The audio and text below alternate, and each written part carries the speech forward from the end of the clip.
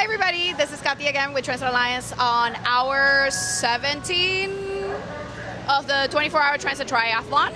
I'm here with the wonderful planning team from the Department of Transportation and Public Works, DTPW. I am Lisa Colmenares and I'm the Assistant Director for Planning. Francisco Arbeláez, Principal Planner. Tori Edmondson, Systems Planning Manager. Brandon Fennell, Senior Planner for DTPW. Now we have some questions for you all. How do you see land use and development patterns shaping Miami-Dade Transit ridership over the next 10 to 15 years? Transportation and land use connection is critical.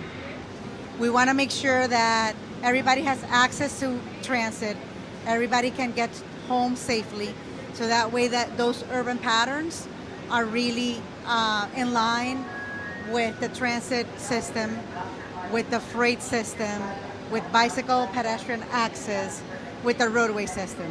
So we want to make sure that everything is consistent and is growing at the same pace that the population is growing. We really evaluate and work constantly with our land use department, zoning department. They're critical to working with our team as we are developing the different areas and working in line with our 34 municipalities. That's right. That is critical as we are developing different plans. It certainly takes more than just the county to bring together TODs. So can you walk us through a little bit of you can even talk from some of the recent examples of the partners that have to come together to make it happen? Yeah, so I mean, we first of all, we partner with a willing developer, right? That's the first partnership that we do. Then as the project gets developed, we have to partner with our internal agencies at the county to develop the site, because we're still the landowner, so we still have to coordinate with other agencies to make sure that the permitting process goes through, the zoning approvals get done. And then even with the development of a site plan, we have to work within our own transit and transportation agency, right? We're a big department. That's right. And so we'll work internally to make sure bus operations, amenities, all these things are included as for the final development of the site plan. Lisa, what lessons have you learned from public engagement across different areas or different projects at DTPW that you're seeking to implement now into planning?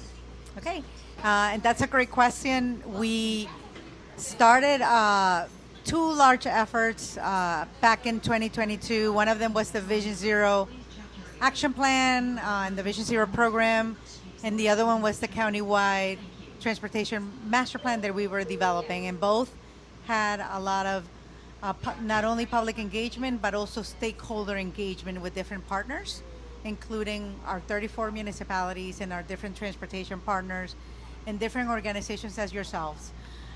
So we learned a lot of lessons that not only informing the different stakeholders but also obtaining input from those stakeholders.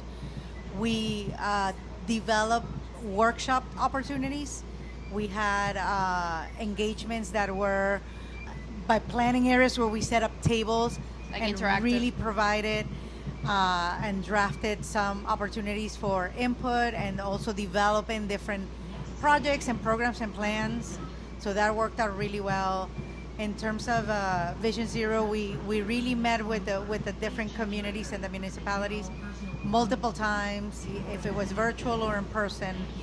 And also with the community, we had a Vision Zero tablets that we went to different community events, and we left our social pinpoint up where people could go in constantly and provide comments and feedback. Yeah. So those lessons that we learned, we're now bringing into as we're developing our transit development program, which is a major update. Yeah. And we're starting that effort now.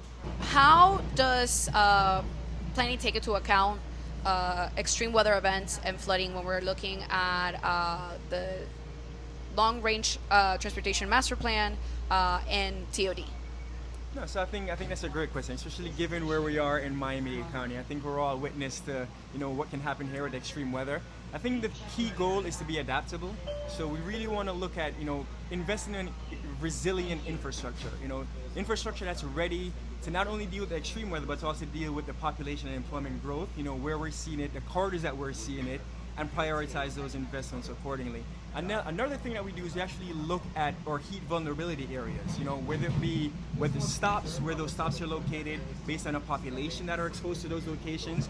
And we look at those different variables to kind of prioritize our projects and prioritize our investments as to what may be needed first.